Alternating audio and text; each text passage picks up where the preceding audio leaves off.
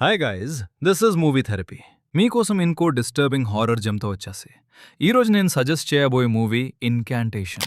And trust me, ఇది weak heart వాళ్ళకి కాదు. రీసెంట్ టైమ్స్లో నేను చూసిన most disturbing and best horror ఫిల్మ్స్లో ఇది టాప్లో ఉంటుంది. ఇది రెగ్యులర్ హారర్ మూవీ కాదు, జంప్ స్కేర్స్ మీద డిపెండ్ అవ్వదు, కానీ స్లోగా మీ మైండ్లోకి ఎంటర్ అయ్యి మీ బ్రెయిన్ని డిస్టర్బ్ చేస్తుంది.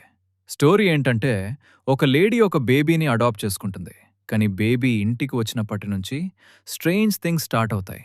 ఆ బేబీ ఎవరో కనిపిస్తున్నారు అని, ఎవరో ఫాలో చేస్తున్నారని చెప్తుంది.